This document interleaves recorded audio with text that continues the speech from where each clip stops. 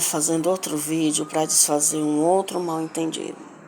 Bom, eles falam que quem não é da seita Testemunho de Jeová são apóstatas, são inimigos de Deus, são inimigos de Jeová e, por consequência, são inimigos deles também. Então, eles falam muito que eles vão matar os apóstatas, que apóstatas têm que ser tratados com injustiça. Então, quem são os apóstatas? Toda a população que não é testemunha de Jeová. Então, eles usam muito os prefeitos, os políticos, para perseguir pessoas inocentes, sim, só porque não são da seita, são apóstatas, são pecadores. Então, a gente escuta muita barbaridades, a gente escuta, porque a gente vai tratar esses apóstatas com injustiça. Como assim? Só porque não é da seita Testemunha de Jeová? Então esse pessoal eles sofreram muita lavagem cerebral dentro dessa seita e agora eles estão fazendo a mesma coisa com o povo. Então as pessoas precisam tomar cuidado, as pessoas precisam ficar atentas, porque mesmo as pessoas que ajudam, que contribuem, corre o risco deles passarem pela mesma coisa, deles passarem por perseguição, às vezes sem saber, de sofrer algum tipo de injustiça sem saber, porque todos são apóstatas. Quem não é testemunho de Jeová são apóstatas. Pessoas da igreja católica, de outras igrejas evangélicas, todos são apóstatas. Então, mesmo as pessoas que ajudam, as pessoas que se sentem atraídas, as pessoas que cuidam, as pessoas que protegem, todas elas correm o risco de sofrer algum tipo de prejuízo por conta da seita, porque eles não são testemunhas de Jeová. Então as pessoas têm que ficarem ligadas, sim, as pessoas têm que ficarem atentas. E os prefeitos precisam acordar, né? Renê precisa acordar, seu Renato Pessoa precisa acordar, porque são muitas coisas expostas. O que eu falo aqui no YouTube para vocês não é um terço da vida de Renato Pessoa, da vida de Renê, a quem eles têm acesso, a quem eles sabem tudo o que eles fazem, e que é escritas em diários e passado para o Brasil inteiro. Então, o que eu falo aqui no YouTube, algumas pessoas às vezes acham que é muita coisa, mas não é, gente. Não é. Então, essas coisas que a gente passou, que a gente passa por causa do seu Renato, não é um terço das coisas que eles sabem na vida do seu Renato. Eu aqui só contei só o que eu passei, o que eu vivi, né? O que eu senti na pele. Mas tem muito mais coisas escondidas que eles sabem e que eles escrevem em diário e mandam para outros lugares, outros estados, até para outros países. Então é muita coisa que eles têm que fazer relatório, que eles têm que escrever, que eles têm que ficar de olho, que eles têm que bisbilhotar. É muita coisa. Eles são treinados para isso, eles são treinados para bisbilhotar os vizinhos, para bisbilhotar os amigos, eles são treinados para bisbilhotar até a própria família. Então é uns vigiando os outros, é irmão vigiando irmão, primo vigiando primo, colega de trabalho vigiando colega de trabalho. Então, eles são treinados para isso desde sempre. E a tratar as pessoas com desrespeito, porque são apóstatas. Então, eles são treinados para isso desde sempre. Então, as pessoas que frequentam a casa, que frequentam o mesmo círculo de amizades, que frequentam, são vigiados, sim, são tratados com desprezo, sim. Na frente é uma coisa, por trás é outra. Então, vocês tomem muito, muito cuidado. Então, eu venho falar para vocês também sobre as coisas que eu falei aqui do senhor Renato Pessoa. Não foi nada inventado, tudo aconteceu sim. E esse tipo de coisa só aconteceu, eu só decidi vir no YouTube contar para vocês um pouco mais sobre isso, por conta das mentiras, gente, que eles andaram falando. E por me tratar com desrespeito, sendo que eu nunca os tratei com falta de respeito a nenhum membro da família do seu Renato Pessoa, sempre tratei todos eles com respeito, com educação. E de repente, sendo chamada de macaca, da preta véia, a véia que dá o cu todo dia, não sei o que. Gente, eu achei demais. Para quem nunca falou um nada, para quem nunca tratou seu Renato com desrespeito, para quem sempre trabalhou lá dentro da empresa dele, nunca ter ido procurar os direitos trabalhistas, porque pedi demissão, porque não estava aguentando mais, e de repente, por causa da moça que trabalha na casa de variedades, ser tratada, sabe, mulher sofrendo todo tipo de violência, violência verbal, violência física, violência psicológica, violência patrimonial, porque elas disseram que não era para mim ter nenhuma renda, que se eu quisesse ter uma renda, colocar comida na minha mesa, eu tinha que prostituir minhas filhas. Mulher, eu achei demais. Eu achei demais. E isso promovido pelos funcionários da Casa de Variedades, por João Ribeiro, senhor Edivaldo, senhor Renato Pessoa, gente. Eu achei demais. Por conta de uma perseguição que foi inventada, criaram uma situação fake, criaram todo uma história, todo um enredo falso para fazer esse tipo de coisa.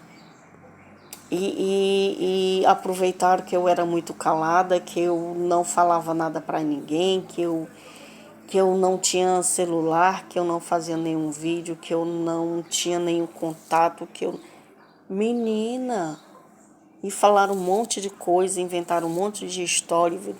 E seu Renato Pessoa, cristão como ele é, dizendo que ele é cristão, sabe, de repente tratar as pessoas com desprezo, principalmente quem passava o dia todo trabalhando lá dentro da empresa dele para dar vida boa para ele, para os filhos dele, para a família dele. Além da gente trabalhar muito para ele, nossos direitos trabalhistas sendo tirados, nosso direito de ir e vir, sofrendo violência, sem ter feito nada, gente. Sem ter feito nada, o pior, sem ter feito nada. E eles inventando uma história, as testemunhas de Jeová, inventando coisas, inventando fuxico, falando. Eu acho que até alguns ex-funcionários deles também inventando conversa, inventando fuxico, inventando histórias fake, já que eu era muito calada. E as testemunhas de Jeová me disseram um nome, mas eu não vou falar aqui. De uma ex-funcionária que parece que fica no ouvido do seu Renato, falando um monte de coisa que não aconteceu, falou um monte de coisa que não houve, um monte de coisa que eu não fiz, que eu não disse, para ele ajudar a promover essa perseguição. Então era melhor se ele me perguntasse, né? Porque tudo, quando eu trabalhava na pousada da Neblina, todo fuxico ele mandava me chamar. Irene, aconteceu isso, isso. Ele colocava eu e a pessoa, uma na frente da outra, para tirar provas dos 9. E agora é isso, mulher. Todo mundo chega no ouvido dele, fala o que quer, diz o que quer, ele acredita, ou finge que acredita, usa isso para se beneficiar, para ajudar a perseguir gente. E fica nisso, gente. Agora, só porque a outra criatura é branco, é da pele clara, é não sei da onde, é não sei o que, faz não sei o que, ele acredita. Aí não dá ouvidos aos pretos, aos pobres, Aí é onde ele se lasca, né? Onde ele se... Eu acho que ele deveria prestar mais atenção com as coisas que chegam no ouvido dele, né? Antes dele fazer maldade, antes dele pagar para perseguir pessoas inocentes, eu acho que ele deveria raciocinar mais um pouco.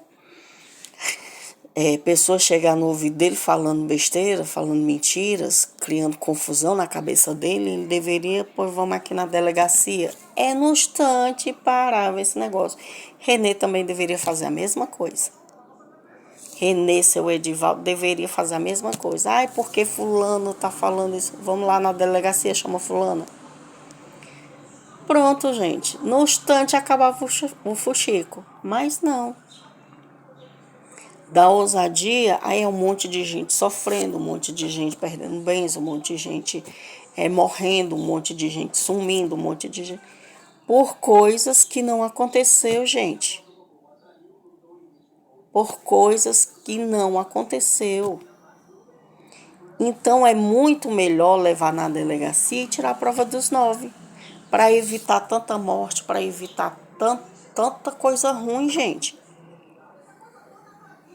Para evitar de crianças sumirem, para evitar de um monte de foto de criança sendo tirada, para evitar um monte de coisa ruim.